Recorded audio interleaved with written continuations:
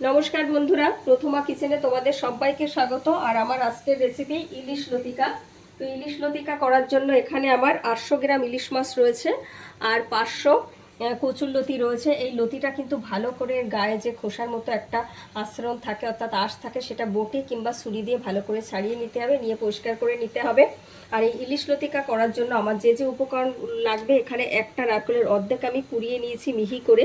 এছাড়াও লাগবে হলুদ গুঁড়ো, আছে লবণ, চিনি, কাশ্মীরি লঙ্কার গুঁড়ো, এটা বাড়িতে ভেজে রাখা জিরের গুঁড়ো, আছে গোটা কাঁচা লঙ্কা কুচি, আর আছে সর্ষে বাটা। এছাড়াও পুরো রান্নাটা আমি সর্ষের তেলেই করব। তো ইলিশ লতিকা করার জন্য আমি ইলিশ মাছগুলোকে একটু লবণ হলুদ মাখিয়ে নিয়ে ফ্রাই করে নেব।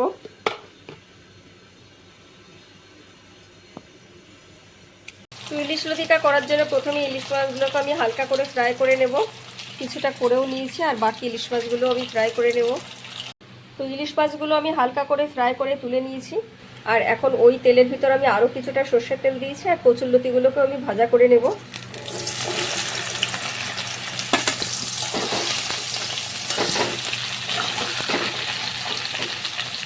আর কচুরলতিগুলো ভাজা করার সময় অল্প লবণ দিতে হবে, আর দেব হাফ চামচ হলুদ,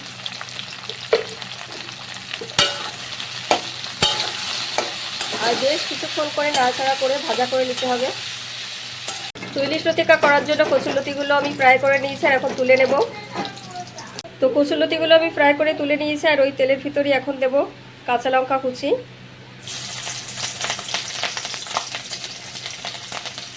হাফ চামচ হলুদ গুঁড়ো, সর্ষে বাটা,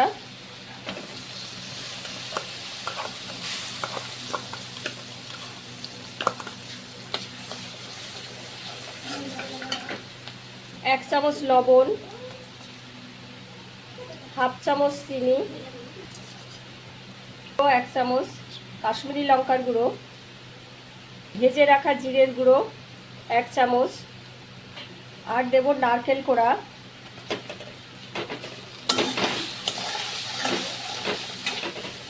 ভালো করে কষিয়ে নিতে হবে।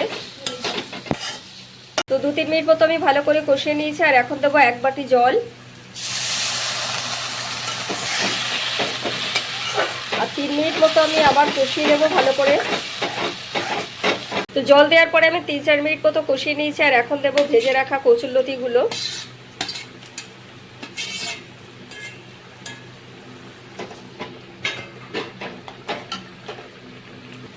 আর দেব ভেজে রাখা মাছগুলো।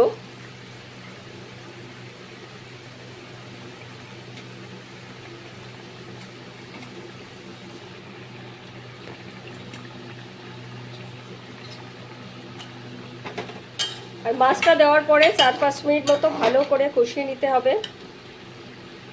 তো 3-4 মিনিট মতো আমি কষিয়ে নিয়েছি আর এখন দেবো কয়েকটা কাঁচা লঙ্কা চেরা।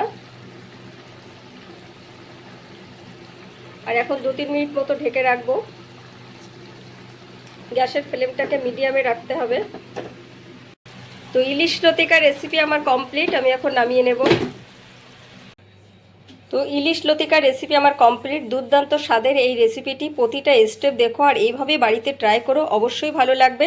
আর ভালো লাগলে লাইক কমেন্টস করো আর আমার চ্যানেলটিকে সাবস্ক্রাইব করো আর আমার পাশে থেকো। আর আমার সমস্ত ভিডিওর আপডেট আগে পেতে পাশে থাকা বেল আইকনটি প্রেস করো। আর সবাই খুব ভালো থেকো, সুস্থ থেকো। দেখা হবে নেক্সট কোনো ভিডিও নিয়ে সবার সাথে।